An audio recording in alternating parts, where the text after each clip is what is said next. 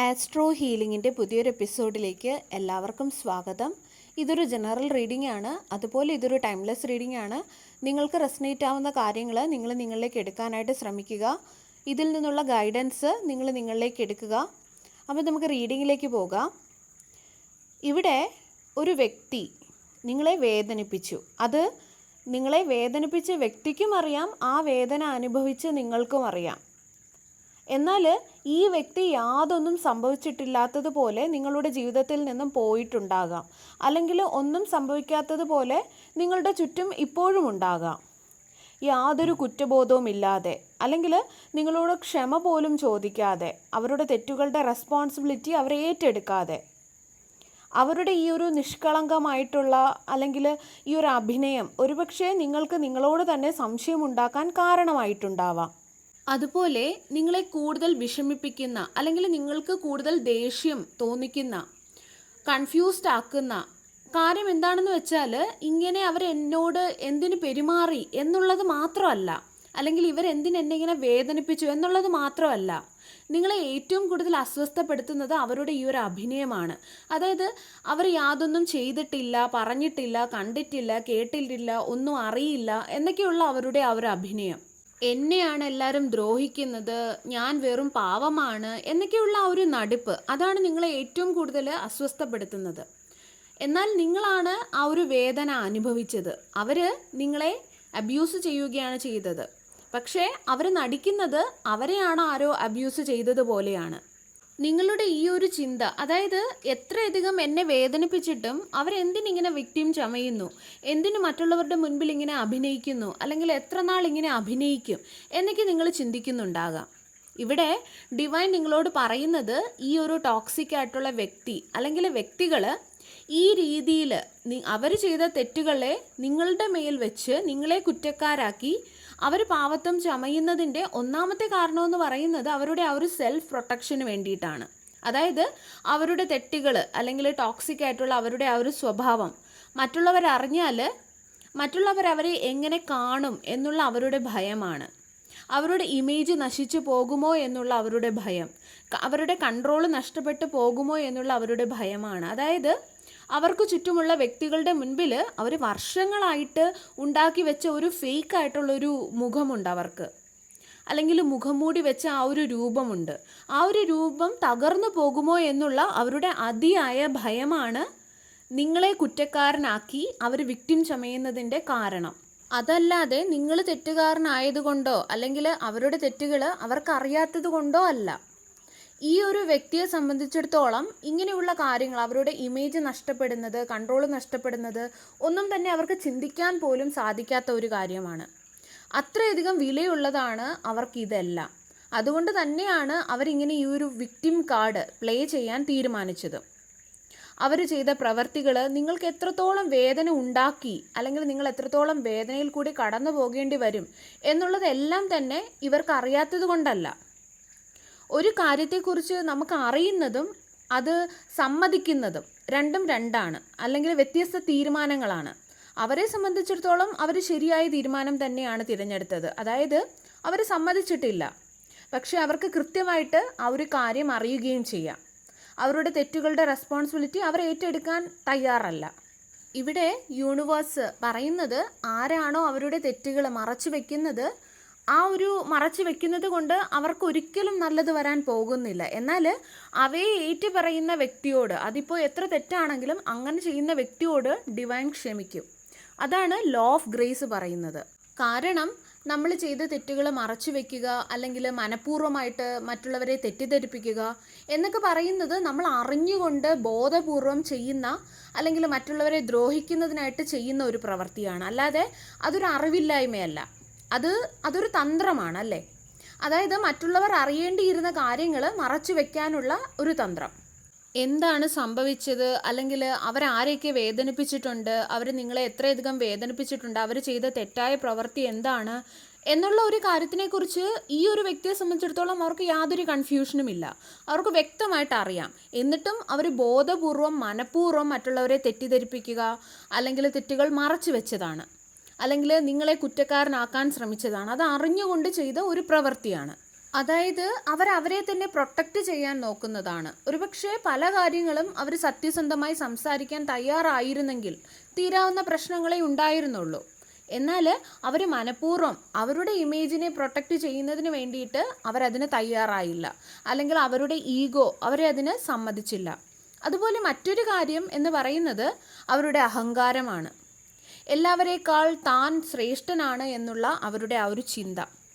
ഈ ഒരു അഹങ്കാരം കൊണ്ട് അവർ ക്ഷമ ചോദിക്കില്ല എന്നത് മാത്രമല്ല, അവർ ആ ഒരു നടന്ന സംഭവത്തെ തന്നെ അവർക്ക് അനുകൂലമായിട്ടുള്ള രീതിയിൽ അവർ മാറ്റും. അത് തന്നെയാണ് ഇവിടെയും സംഭവിച്ചത്. അങ്ങനെ മാറ്റിക്കഴിയുമ്പോൾ അവർക്ക് നിങ്ങളോട് ക്ഷമ ചോദിക്കേണ്ടി വരില്ലല്ലോ, അതിൻ്റെ ആവശ്യം വരില്ലല്ലോ. അതുകൊണ്ടാണ് നിങ്ങളെ വേദനിപ്പിച്ചവർക്ക് നിങ്ങളെ കാണുമ്പോൾ, ഈ ഒരു വ്യക്തിക്ക് നിങ്ങളെ കാണുമ്പോൾ യാതൊരു സിമ്പതിയും നിങ്ങളോട് തോന്നാത്തത്. കാരണം അവരുടെ ആ ഒരു തിരക്കഥയിൽ, അതായത് അവർ തിരുത്തി എഴുതിയ ആ ഒരു തിരക്കഥയിൽ അവർ യാതൊരു തെറ്റും ചെയ്തിട്ടില്ല. അവരെ സംബന്ധിച്ചിടത്തോളം നിങ്ങൾക്കാണ് പ്രശ്നം, അല്ലെങ്കിൽ നിങ്ങളാണ് പ്രശ്നം. നിങ്ങൾ അവരെ തെറ്റിദ്ധരിച്ചതാണ്, അല്ലെങ്കിൽ നിങ്ങൾ ഓവർ റിയാക്ട് ചെയ്തതാണ്, അല്ലെങ്കിൽ നിങ്ങൾ സെൻസിറ്റീവ് ആയതുകൊണ്ടാണ്. ഇങ്ങനെയൊക്കെ ഒരുപക്ഷെ നിങ്ങളോട് അവർ പറഞ്ഞിട്ടും ഉണ്ടാകാം. നടന്ന സംഭവങ്ങൾ അവരിങ്ങനെ അവരുടെ രീതിക്ക് തിരുത്തി എഴുതുന്നത് എപ്പോഴും പൂർണ്ണ ബോധത്തോടെ ആവണമെന്നുമില്ല. ചില സമയങ്ങളിൽ അവരുടെ ആ ഒരു അഹങ്കാരം അല്ലെങ്കിൽ ഈഗോ ഒക്കെ ആകും അവരെ കൊണ്ട് ഇങ്ങനെ ചെയ്യിപ്പിക്കുന്നത്. എന്നിട്ട് ഈ ഒരു വ്യക്തി തന്നെ അവരുടെ പുതിയ ആ ഒരു സ്റ്റോറി, അതായത് അവരുണ്ടാക്കിയ നല്ലതായിട്ട് അവർ പെരുമാറിയ, അല്ലെങ്കിൽ അവരാരെയും വേദനിപ്പിക്കാത്ത, അവർ വിക്റ്റിമായിട്ടുള്ള ഒരു സ്റ്റോറി അവർ സ്വയം വിശ്വസിക്കും. അപ്പോഴേക്കും അവരോട് തന്നെ പറഞ്ഞു മനസ്സിലാക്കിയിട്ടുണ്ടായിരിക്കും, അതായത് ഞാൻ യാതൊരു തെറ്റും ചെയ്തിട്ടില്ല, എൻ്റെ കൈകൾ പരിശുദ്ധമാണ്, ഈ ഒരു വേദന ഉണ്ടാകാനുള്ള കാരണമെന്ന് പറയുന്നത്, അതായത് നിങ്ങൾക്ക് ഈ ഒരു വേദന ഉണ്ടാകാനുള്ള കാരണമെന്ന് പറയുന്നത് നിങ്ങൾ തന്നെയാണ്. ഒരുപക്ഷെ നിങ്ങൾ ഓവർ റിയാക്ട് ചെയ്തതായിരിക്കാം, അല്ലെങ്കിൽ നിങ്ങൾ സെൻസിറ്റീവ് ആയിരിക്കാം, അങ്ങനെയൊക്കെ ആയിരിക്കാം എന്നൊക്കെ അവരെ തന്നെ സ്വയം മനസ്സിലാക്കും. അതായത് അവരവിടെ യാതൊരു തെറ്റും ചെയ്തിട്ടില്ല എന്നുള്ളത് അവർ സ്വയം അവരുടെ മനസ്സിൽ വരുത്തി വയ്ക്കും. അല്ലെങ്കിൽ മറ്റുള്ളവർ അറിഞ്ഞുകൊണ്ടായിരിക്കും പലപ്പോഴും ചെയ്യുന്നത്. ചില സമയങ്ങളിൽ അവരുടെ അഹങ്കാരം കാരണം അവരുടെ ഈ ഒരു തെറ്റുകൾ അവരുടെ കണ്ണുകൾക്ക് കാണാൻ സാധിക്കില്ല. ഈ വ്യക്തിയെ സംബന്ധിച്ചിടത്തോളം അവർക്ക് നിങ്ങളെയും നിങ്ങൾക്കും അവർക്കും ചുറ്റും നിൽക്കുന്ന വ്യക്തികളെയും ഒക്കെ പറ്റിക്കാൻ പറ്റിയിട്ടുണ്ടായിരിക്കും. പക്ഷേ ഒരിക്കലും ഡിവൈനെ അല്ലെങ്കിൽ യൂണിവേഴ്സിനെ ഫൂളാക്കാൻ സാധിക്കില്ല. അവർക്ക് ചുറ്റും നിൽക്കുന്ന എല്ലാവരും അവരുടെ ഈ ഒരു തിരക്കഥ, അവരുണ്ടാക്കി വെച്ച ഈ ഒരു സ്ക്രിപ്റ്റ് വിശ്വസിച്ചാലും അതിൻ്റെ ഒറിജിനൽ തിരക്കഥ എന്ന് പറയുന്നത് യൂണിവേഴ്സിൻ്റെ കൈകളിലാണുള്ളത്. കാരണം നമ്മൾ ചെയ്യുന്ന ഓരോ പ്രവൃത്തിയും, നമ്മൾ ചിന്തിക്കുന്നത് പോലും ഡിവൈനിൽ റെക്കോർഡഡ് ആണ്, യൂണിവേഴ്സിൽ റെക്കോർഡഡ് ആണ്. അതിനനുസരിച്ചിട്ടുള്ള പ്രതിഫലമാണ് നമുക്ക് കിട്ടുന്നത്. അല്ലാതെ കർമ്മ ഒരു പണിഷ്മെൻ്റ് അല്ല. കർമ്മ എന്ന് പറയുന്നത് നമ്മൾ ചെയ്യുന്ന പ്രവൃത്തിയാണ്. അതിനുള്ള പ്രതിഫലം അതേ രീതിയിൽ നമുക്ക് ലഭിക്കുന്നതാണ്. ഇവരാരെയൊക്കെ ഫൂളാക്കാൻ നോക്കിയാലും ഡിവൈനെ ഫൂളാക്കാൻ സാധിക്കില്ല എന്നുള്ളതാണ്. അതുപോലെ മൂന്നാമത്തെ ഒരു കാര്യം ഈ വ്യക്തിയിൽ കാണുന്നത് കൺട്രോളാണ്. അതായത് ഈ ഒരു കാര്യം നടന്നിട്ടേ ഇല്ല, അല്ലെങ്കിൽ അവർ നിങ്ങളോട് മോശമായിട്ട് പെരുമാറിയിട്ടേ ഇല്ല എന്ന് അഭിനയിക്കുമ്പോൾ അതങ്ങനെ സംഭവിച്ചു, അല്ലെങ്കിൽ എന്നെ അങ്ങനെ വേദനിപ്പിച്ചു, ഇങ്ങനെ ഒരു അവസ്ഥയിൽ കൂടി എനിക്ക് കടന്നു പോകേണ്ടതായിട്ട് വന്നു ഈ ഒരു വ്യക്തി കാരണം എന്നൊക്കെ തെളിയിക്കേണ്ട ചുമതല എന്ന് പറയുന്നത്, അല്ലെങ്കിൽ ആ ഒരു ഭാരം എന്ന് പറയുന്നത് നിങ്ങളുടേത് മാത്രമായിരിക്കും. നിങ്ങൾ മാത്രമായിരിക്കും പിന്നെ മറ്റുള്ളവരെ കൺവീൻസ് ചെയ്യാനായിട്ട് ശ്രമിക്കുന്നത്. നിങ്ങൾ മാത്രമായിരിക്കും ഈ ഒരു കാര്യം വീണ്ടും വീണ്ടും എടുത്തു കൊണ്ടുവരുന്നത്.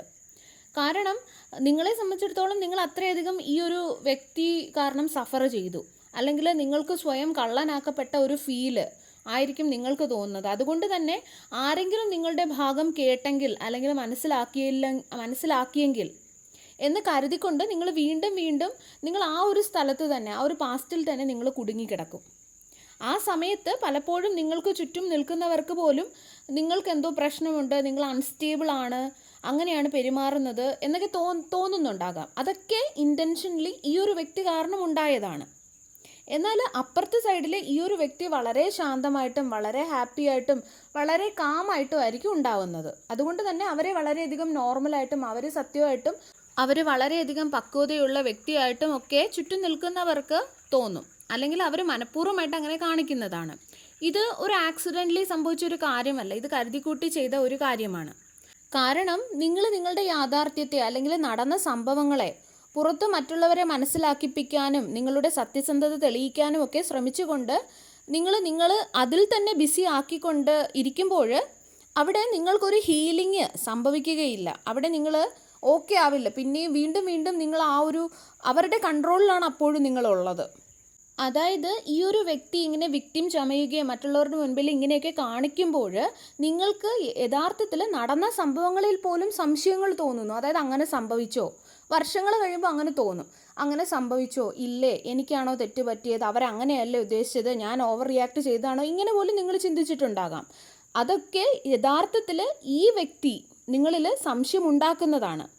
അത് അവരുടെ ആ ഒരു കഴിവാണ്, അവരെ നിങ്ങളെ കൺട്രോൾ ചെയ്യുന്നതാണ്. സംഭവിച്ച കാര്യങ്ങളിൽ ഈ വ്യക്തിക്ക് ഒരു സംശയം നിങ്ങളിൽ ഉണ്ടാക്കാൻ കഴിയുന്ന അത്രയും കാലം അവർക്ക് നടന്ന യാഥാർത്ഥ്യ സംഭവത്തിന്മേൽ ഒരു പവർ ഉണ്ടായിരിക്കും. അവരുടെ ആ ഒരു പവറാണ്, അതാണ് നിങ്ങളെ ഇങ്ങനെ മാനിപ്പുലേറ്റ് ചെയ്യിപ്പിക്കുന്നത്, അതായത് കൺഫ്യൂസ്ഡ് ആക്കുന്നത്. ഇതൊക്കെ കൊണ്ടാണ് നിങ്ങൾക്ക് ഈ ഒരു രീതിയിൽ ഫ്രസ്ട്രേഷനും ഇറിറ്റേഷനും ദേഷ്യവും ഈ ഒരു സംശയവും ഒക്കെ ഉണ്ടാക്കാൻ കാരണമായത്.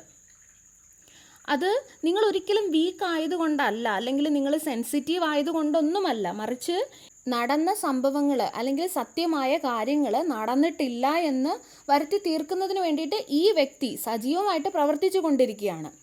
ആ ഒരു പ്രവൃത്തിയിൽ നിങ്ങൾ റെസ്പോണ്ട് ചെയ്തതുകൊണ്ടാണ്, അല്ല ഇങ്ങനെ നടന്നു എന്ന് പറഞ്ഞതുകൊണ്ടാണ്. നിങ്ങൾക്ക് യാതൊരുവിധ മാനസിക പ്രശ്നങ്ങളുമില്ല. നിങ്ങളോട് അസാധാരണമായിട്ടുള്ള പ്രവർത്തികൾ കാണിച്ചപ്പോഴുള്ള നിങ്ങളുടെ നോർമലായിട്ടുള്ള പ്രതികരണം മാത്രമാണ്. അതാണ് ഇവിടെ സംഭവിച്ചത്.